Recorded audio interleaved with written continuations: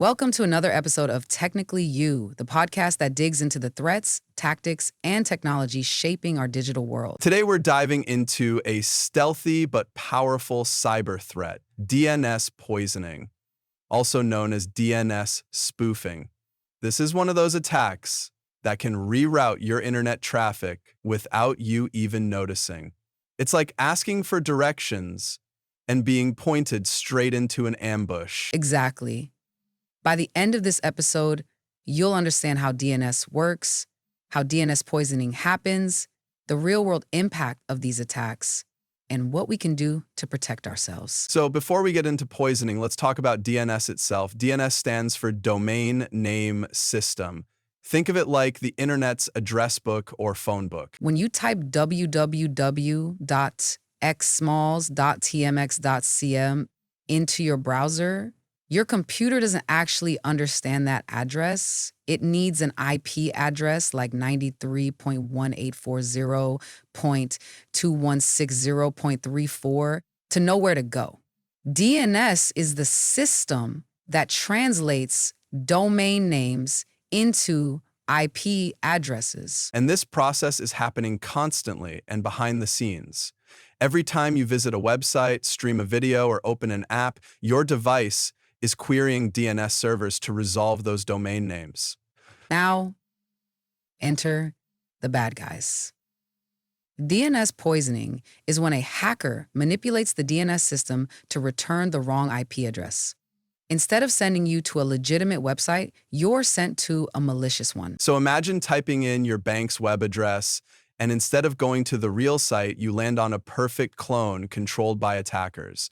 It looks the same, functions the same, but everything you enter, your username, password, maybe even two-factor authentication, is being collected. This is the core of DNS poisoning. It's not attacking your browser. It's not attacking the website.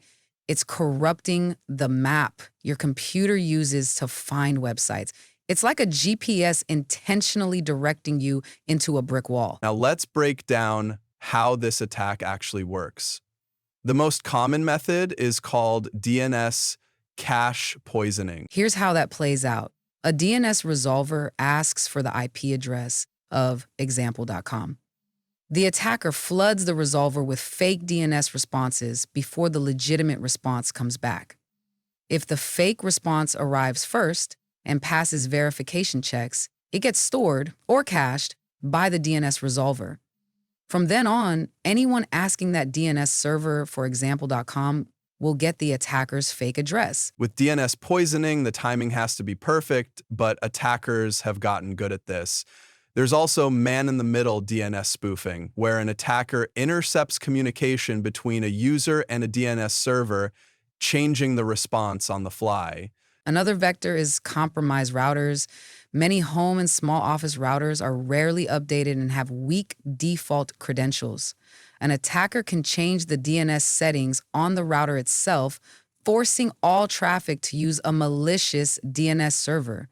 So why is DNS poisoning so dangerous? DNS poisoning is especially dangerous because it's invisible. You're not getting a virus pop-up or an obvious phishing email. Everything looks normal. Same web address, same interface. It's also scalable. Poison a single DNS server and you can misdirect thousands, even millions of users. That's why attackers often target public DNS resolvers, like those used by ISPs, or share DNS services in enterprise networks. And in corporate environments, it can be used for more advanced attacks, like delivering malware, intercepting login credentials, or even launching supply chain compromises. Let's look at some real-world cases. In 2010, attackers poisoned DNS records for Baidu.com/China's largest search engine. For a short time, users visiting Baidu were redirected to a defaced page. A more disturbing case occurred in Brazil. Hackers compromised the DNS settings of home routers and redirected users trying to access banking sites. These malicious sites collected banking credentials and drained accounts. The attack was active for months before being discovered. There was also a 2018 campaign uncovered by FireEye, where attackers use DNS hijacking to redirect users from legitimate government and private sector domains to malicious servers in order to steal credentials. It was suspected to be a state-pressured operation. So, how do we protect ourselves? The good news is there are multiple layers of defense. Let's start at the network level. DNSSEC, Domain Name System Security Extensions. This adds cryptographic signatures to DNS data to ensure integrity and authenticity, DNS over HTTPS.OG, and DNS over TLS.OG. These encrypt DNS queries to prevent interception or manipulation. And on the endpoint side, use reputable DNS providers like Cloudflare 1.0, 4.1.0, 2.3, or Quad 9. Keep your router firmware and DNS servers updated. Change the default credentials on your router. Install endpoint protection and EDR tools that monitor DNS behavior. And use browser security features that warn against certificate mismatches or suspicious redirects. Also, if a website loads unusually slow, redirects multiple times, or gives a certificate warning, those are red flags. Trust your instincts. If something feels off, it probably is.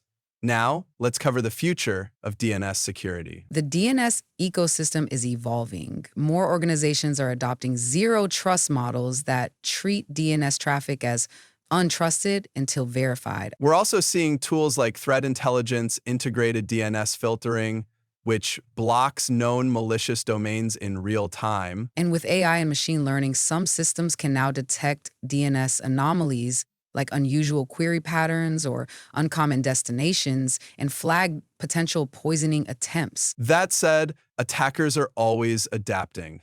As DNS encryption becomes more common, they may shift to insider attacks, social engineering, or malware that manipulates DNS at the local level. So that's DNS poisoning in a nutshell. It's subtle, silent, and dangerous, but not unstoppable. Awareness and layered defense are key. Thanks for joining us on Technically You. If you learned something new today, share this episode with a friend, leave us a review, and let us know what cybersecurity topic you'd like us to tackle next. So until next time, stay informed, stay safe, stay curious, and don't let anyone rewrite your internet map.